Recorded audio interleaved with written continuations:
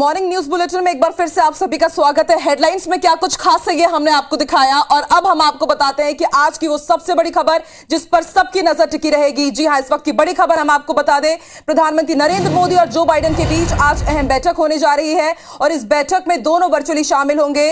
रूस यूक्रेन युद्ध समेत कई मुद्दों पर चर्चा होगी। कोरोना महामारी और जलवायु संकट पर भी मंथन किया जाएगा। तो इस वक्त की बड़ी खबर हम आपको बता रहे हैं, रूस यूक्रेन युद्ध समेत कई अहम मुद्दों पर चर्चा होगी।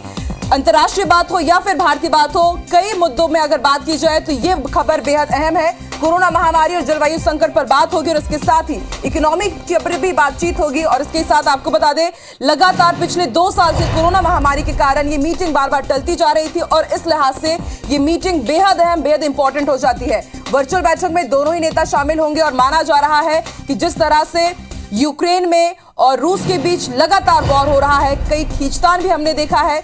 भारत और अमेरिका के रिश्तों में कई बार चेतावनी दी गई अमेरिका की तरफ से और ऐसे में भारत का रुख बहुत ज्यादा इंपॉर्टेंट हो जाता है आज की इस मीटिंग को लेकर के। जल्द ही ये बैठक होगी, प्रधानमंत्री नरेंद्र मोदी और जो बाइडेन की बैठक होगी। तो प्रधानमंत्री नरेंद्र मोदी और अमेरिकी राष्ट्रपति जो बाइडेन के बीच बैठक होगी और इसके साथ ही माना जा रहा है कि इकोनॉमी पर बातचीत होगी और इसके साथ अलग अलग मुद्दों पर चर्चा होगी। लेकिन जो इंपॉर्टेंट टॉपिक रहेगा डिस्कशन का वो ये कोरोना महामारी और उसके साथ ही जलवायु संकट पर बातचीत होगी।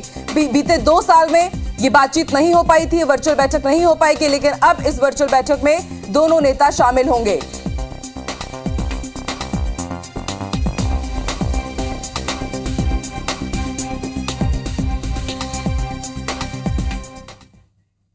चलिए, तो इस बड़ी खबर पे भी हम आपको दिन भर अपडेट देते रहेंगे। अब रुख करते हैं खैरागढ़ का और बात करेंगे खैरागढ़ उपचुनाव की।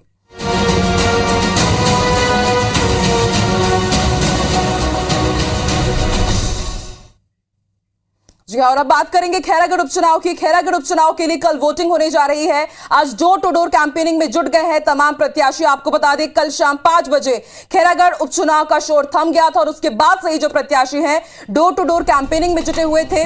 खैरागढ़ में रविवार को प्रचार का शोर थम गया था। कोमल झंगेल हो या फिर यशोदा वर्मा हो या फिर नरेंद्र सोनी हो, लगातार सभी लोग प्रचार में जुटे हुए थे। प्रचार का शोर थमा है। हमने देखा कि कितने ताबड़तोड़ तरीके से दिग्गजों ने ताकत झोंकी है और अब उसके बाद आपको बता दें, प्रचार का आज आखिरी दिन, दिग्गजों ने ताकत झोंकी है और अब उसके बाद डोर टू डोर कैंपेनिंग होगी। कांग्रेस और बीजेपी के नेताओं ने प्रचार में पूरी ताकत लगाई। सीएम भूपेश बघेल ताबड़तोड़ प्रचार करते हुए नजर आए। नेताओं ने प्रचार में कोई कोर कसर नहीं छोड़ी, लेकिन अब डोर टू डोर कैंपेनिंग की शुरुआत हो जाएगी। घर घर दस्तक देंगे तमाम प्रत्याशी अपने समर्थकों के साथ और यही कोशिश की जाएगी कि अपने अपने पार्टी के पक्ष में माहौल बनाया जा सके।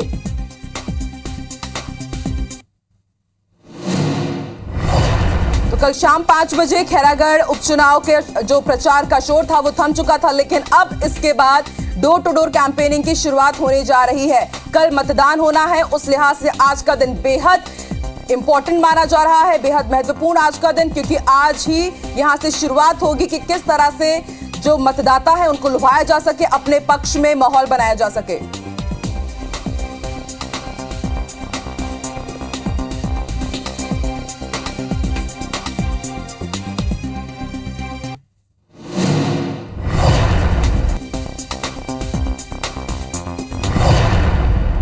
तो खैरागढ़ उपचुनाव के लिए कल वोटिंग होने वाली है और वोटिंग होने वाली है उससे पहले ग्राउंड जीरो पर हालात कैसे हैं, हमारे साथ हमारे 3 सहयोगी जुड़ रहे हैं। स्टार जैन रायपुर से हमारे साथ लाइव जुड़ चुके हैं, खैरागढ़ से आलोक शर्मा जुड़े हैं और अजय यादव भी हमारे साथ जुड़ चुके हैं, गंडई से ये लाइव जुड़े हैं। चलिए, सबसे पहले रुक कर लेते हैं स्टार। आज डोर टू डोर कैंपेनिंग की शुरुआत हो जाएगी, कल वोटिंग होने वाली है। मतदाता लगातार हम देख रहे थे कि किस तरह से प्रत्याशी रुझाने का काम कर रहे थे, ताबड़तोड़ तरीके से प्रचार प्रसार किया जाए।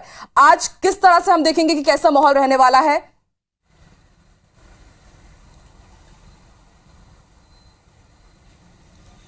देखिए, पिछले 12 दिनों से बात करें, लगभग 12 क्या ज्यादा दिनों से 24 तारीख को जब नामांकन समाप्त हुआ तो उसके बाद से देखा जाए तो ही लगातार बीजेपी और कांग्रेस पूरी ताकत उसमें जोर दी प्रचार प्रसार में और आखिरी समय आते तक ये लगभग पूरी तरीके से जो खैरागढ़ था चुनावी रंग में दिखने लगा था और यही वजह है कि कांटे की टक्कर है।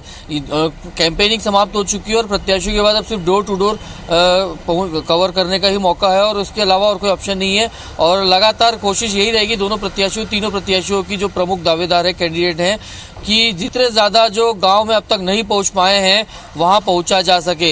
हालांकि प्रत्याशियों के मुताबिक उनके लिए कड़ी चुनौती है और जिस प्रकार से सभाएं की गई है तो क्योंकि खैरागढ़ विधानसभा क्षेत्र काफी बड़ा है तो प्रत्याशियों के सामने एक चुनौती रही थी कि पूरे जिलों पूरे गांव में कवर किया जाए। तो डोर टू डोर आज कैंपेन होगा और कल सुबह से मतदान शुरू हो जाएंगे। तो एक प्रकार से देखा जाए तो ये कहा जा सकता है कि खैरागढ़ की जनता उसने मन बना लिया है कि वो किसको जिताना चाह रही है। अब वो मन जो है वो बटन जो है ईवीएम में दबेगा और उसके बाद 16 तारीख को इसके नतीजे सामने आएंगे। तो तैयारियां पूरी हो चुकी चुनाव की, कैंडिडेट्स के साथ साथ आम जनता ने भी अपना मन बना चुका है और पूरी तैयारी है उनको भी है। बिल्कुल स्टार देखने वाली बात होगी क्या कुछ अब वहां पर होता है, क्या कुछ रणनीति रहेगी कांग्रेस की, बीजेपी की और जेसीसी की। आप बने रहिए हमारे साथ आलोक शर्मा भी जुड़ चुके हैं हमारे सहयोगी। आलोक, खैरागढ़ में पिछले कुछ दिनों में हमने देखा कि सियासी सरगर्मी पूरे चरम पर रही। कांग्रेस की बात हो या फिर बीजेपी की बात हो, ताबड़तोड़ सभाएं की गई है, लेकिन अब बारी है डोर टू डोर कैंपेनिंग की। क्या लगता है आपको कांग्रेस की क्या रणनीति रहेगी, बीजेपी की क्या रणनीति रहेगी ताकि खैरागढ़ के अंतिम व्यक्ति तक पहुंचा जा सके?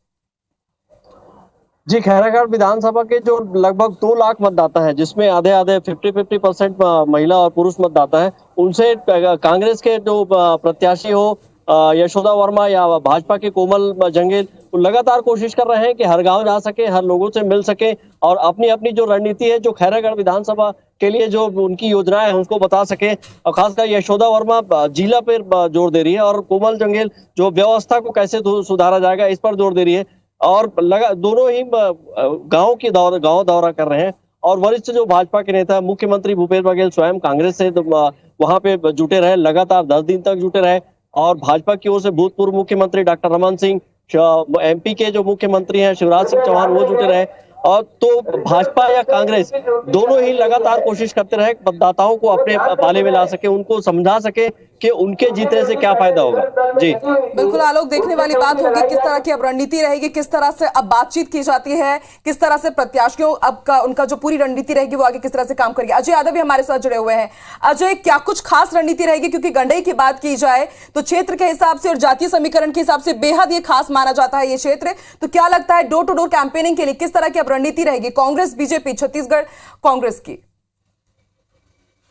बिल्कुल, आज मतदान के लिए मात्र 24 घंटे से भी कम समय बचा हुआ है। ऐसे में तीनों जो प्रमुख दल है वो कोशिश ये कर रहे हैं कि ज्यादा से ज्यादा मतदाताओं के बीच पहुंचे और समय कम है। ऐसे में जो सभी जो भाजपा है, कांग्रेस है, जो जनता कांग्रेस जो भी के जो कार्यकर्ता है वो अलग अलग बूथ लेवल पर इन लोग गठन कर चुके हैं। जो सभी कार्यकर्ता है अलग अलग टीम बना चुके हैं। टीम बना करके ये घर के ज्यादा से ज्यादा जितना ज्यादा लोगों से संपर्क हो सकता है वो संपर्क करने की कोशिश करके, साथ ही गंडई और जो सालेवाला जो क्षेत्र है काफी दूरी काफी है, लेकिन यहाँ जो सामाजिक जो जातिगत जो समीकरण है वो बड़ा देखने वाला है। हालांकि दोनों जो प्रमुख दल है सारी जनता का जो भी तीनों जो दल है वो जातिगत समीकरण के आधार पर लोधी समाज, पटेल समाज और साहू समाज, ये जो तीनों जो समाज उसे साधने में लगे हैं। फिलहाल जो आज जो अंतिम 24 घंटे का जो समय है कोशिश ये की जा रही है कि ज्यादा से ज्यादा लोगों के बीच पहुंचे, ज्यादा से ज्यादा लोगों के बीच पहुंच करके अपने अपने जो दल है, अपने जो पार्टी की जो योजनाएं हैं उन्हें लोगों तक पहुंचाए ताकि जो उसे वोट बदला जा सके। जी बिल्कुल देखने वाली बात होगी अजय कि अब किस तरह से कांग्रेस बीजेपी अपनी रणनीति तैयार करती है और कल वोटिंग होनी है, इस लिहाज से आज का दिन बेहद महत्वपूर्ण, इसलिए डोर टू डोर कैंपेनिंग भी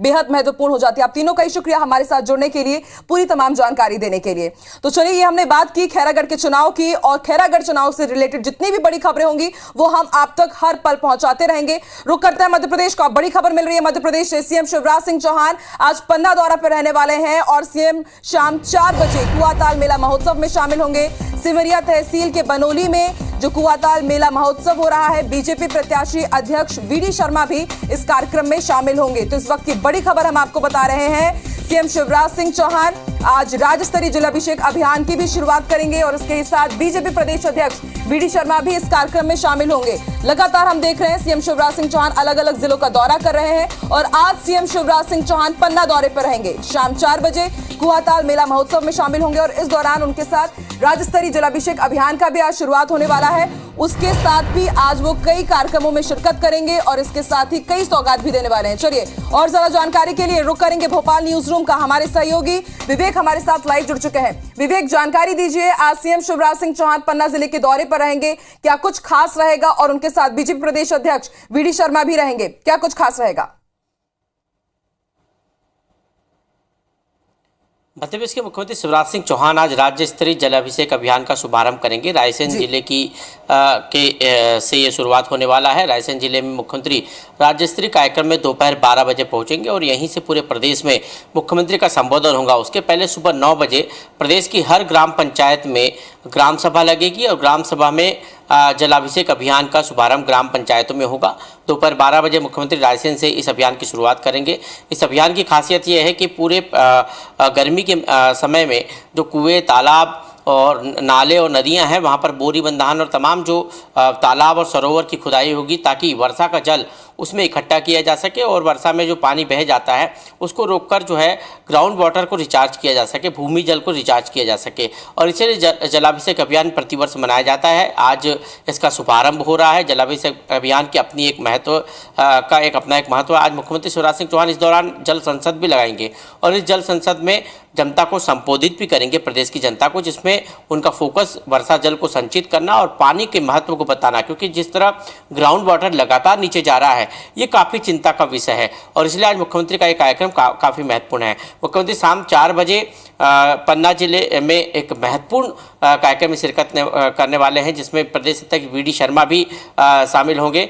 ये मेला जो है वहाँ का परंपरागत मेला है और इस मेले में मुख्यमंत्री शिवराज सिंह चौहान आज पहुँच रहे हैं शाम 4 बजे और इस मेले में शामिल होंगे और वी.डी. शर्मा भी जो क्षेत्रीय सांसद भी है, बीजेपी के प्रदेश अध्यक्ष भी है, इस कुआताल मेले में शामिल होंगे और कुआताल मेले में शामिल होने के बाद शाम करीब 7 बजे दोनों नेता भोपाल लौटेंगे। तो ये आज का मुख्यमंत्री शिवराज सिंह चौहान का कार्यक्रम है।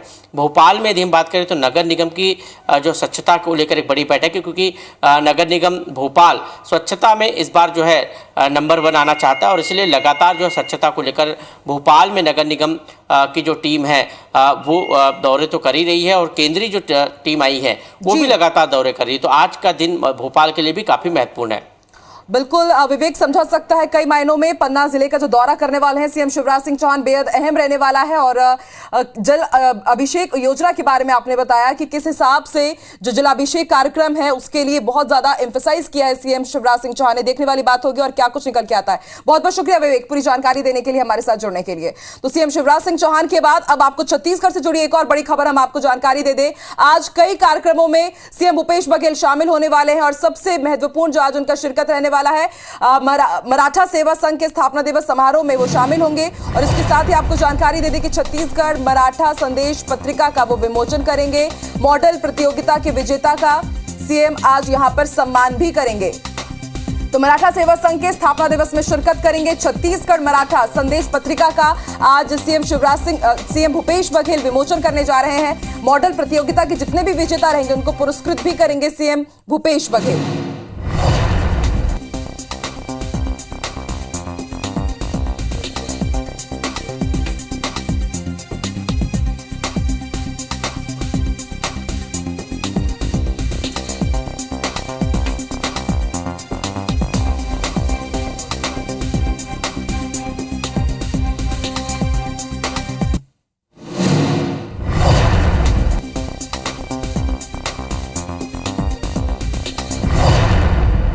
चलिए, तो इन तमाम बड़ी खबरों के बाद अब आपको मध्य प्रदेश के खरगोन से बड़ी खबर बता दें, जहां कल देर शाम रामनवमी के मौके पर हमने देखा कि किस तरह से पथराव किया गया। जुलूस निकलने के पहले तालाब चौक इलाके में उपद्रवियों की ओर से अचानक हुए पथराव के बाद हालात बेकाबू हो गए।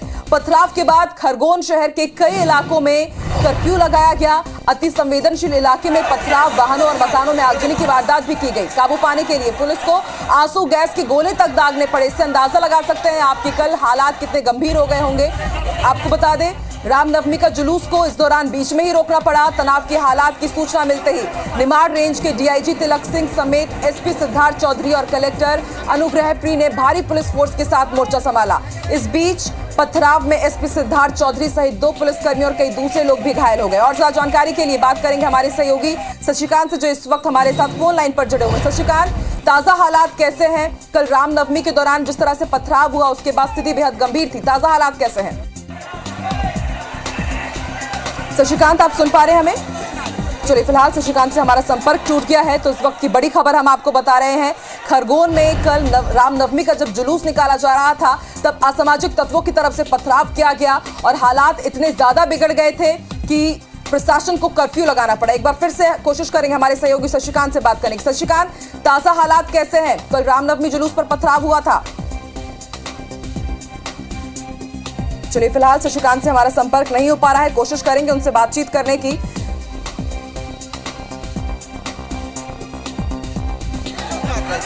जनप्रतिनिधियों और पुलिस की आपात बैठक भी हुई। रामनवमी जुलूस पर पथराव हुआ, इस दौरान पुलिस का क्या कुछ कहना है, आज ताजा हालात कैसे हैं, आइए आपको सुनवाते हैं। तालाब चौक और कुछ पॉइंट पे कर्फ्यू लगा दिया गया है और अभी शांति बनाए रखने के लिए अनिश्चितकालीन कर्फ्यू लगाया है।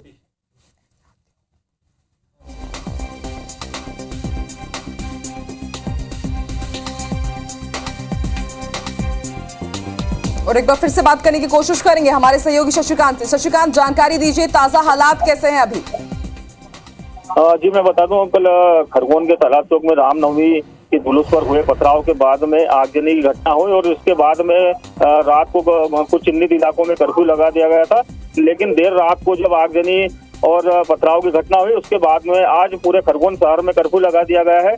चप्पे चप्पे पर पुलिस बल तैनात किया गया है और भारी फोर्स यहाँ पर खरगोन शहर में लगाया गया है। फिलहाल स्थिति पर नियंत्रण रखने के लिए इंदौर संभाग के कमिश्नर डॉक्टर पवन शर्मा सहित आईजी राकेश गुप्ता भी यहाँ पर मौके पर पहुंच चुके हैं और स्थिति का जायजा ले रहे हैं। ठीक है शशिकांत, आप भी नजर बना के रखिएगा, ताजा अपडेट हम आपसे लेते रहेंगे।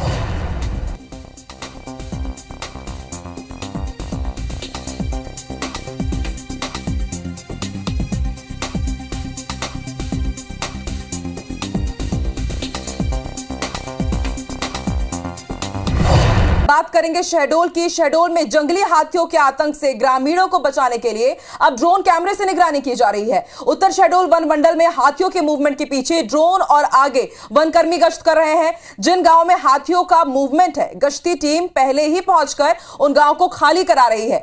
लोगों के रात में ग्राम पंचायतों में अस्थायी रूप से रहने और खाने पीने की व्यवस्था की जा रही है। हाथियों के आतंक से निजात पाने के लिए तमाम कोशिशें की जा रही है और इसी के तहत मदद के लिए बांधवगढ़ टाइगर रिजर्व की टीम को भी बुलाया गया है। वो टीम भी यहां पहुंची है। डीएफओ गौरव चौधरी के मुताबिक वन मंडल में 9 जंगली हाथियों का झुंड मौजूद है, जिसमें बच्चे भी शामिल हैं। सब देखे नहीं जी, सब अगर हाँ दे हाथियों पर नजर रखने के लिए मुख्य रूप से 2 तरीके अपनाए जा रहे हैं। पहला तो हमारे फॉरेस्ट गार्ड और बाकी लोगों के द्वारा क्षेत्र में उनके पीछे चला जाता है और उनका मूवमेंट देखा जाता है। दूसरा, ड्रोन के माध्यम से भी इसमें उन पर नजर रखी जा रही है। और चलिए बात करते हैं इंदौर की। इंदौर शहर के 19 बदमाशों के खिलाफ पुलिस कमिश्नर ने जिला बदल की बड़ी कार्रवाई की है। इन बदमाशों के खिलाफ अलग अलग थानों में कई अपराध दर्ज है। पिछले दिनों भी पुलिस ने गुंडे बदमाशों के खिलाफ एक बड़ा अभियान चलाकर 1000 से ज्यादा बदमाशों को पकड़ा था। अब एक बार फिर ऐसे बदमाशों के खिलाफ जिला बदल की कार्रवाई की गई है, जिनकी ओर से शहर में शांति का माहौल बिगाड़ने की आशंका है। 1,500 से ज़्यादा संख्या में लगभग कॉल्स का कम आना दिखाता है कि पुलिस की सक्रियता से, प्रोएक्टिव पुलिसिंग से और लगातार हर सूचना पर कार्रवाई से लोगों की शिकायतों में कमी आई है, उनकी समस्याओं में कमी आई है और इसलिए इस तरह के जो कॉल्स हैं वो भी आने कम हुए हैं।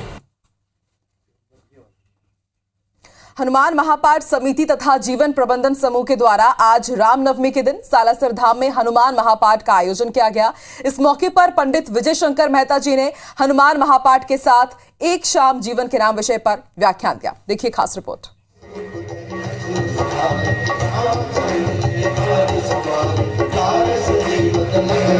रामनवमी पर विशेष कार्यक्रम हमारे हनुमान का आयोजन रायपुर के सालासर बालाजी मंदिर में किया गया। आयोजन का ये 13वां साल है। हनुमान भक्तों को संबोधित करते हुए पंडित विजय मेहता ने कहा कि हमने 2 साल में बहुत दुख देखा है। कोरोना की वजह से हमें ये प्रोग्राम ऑनलाइन करना पड़ा था। 12 सालों से ये आयोजन रायपुर में किया जा रहा है।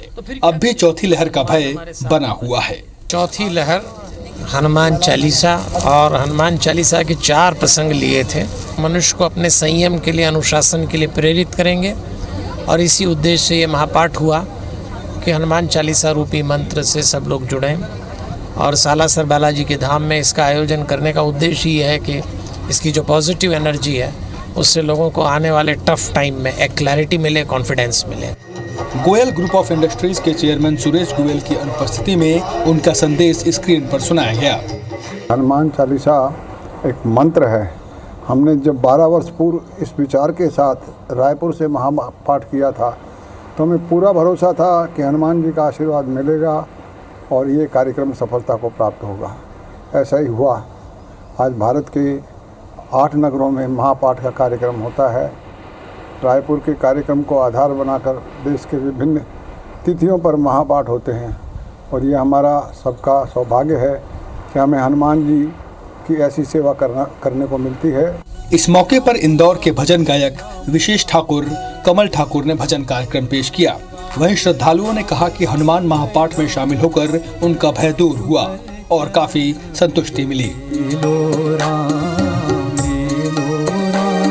मुझे अपनी शरण इस बार 2 साल के बाद जब वह उत्साह हम देखते बनता था, इतने दूर सालासर के चैतन्य मंदिर में ये कार्यक्रम हुआ तो लोग एकदम उलट पड़े।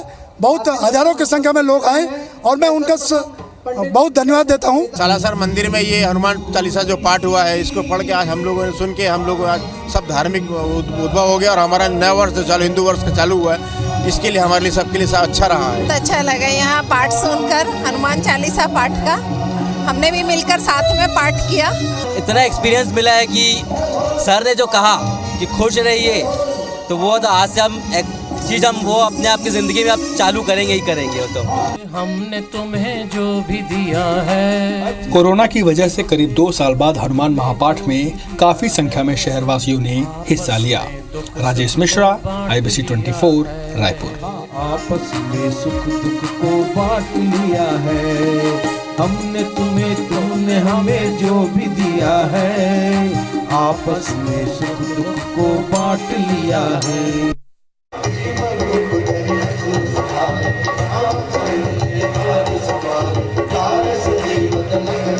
रामनवमी पर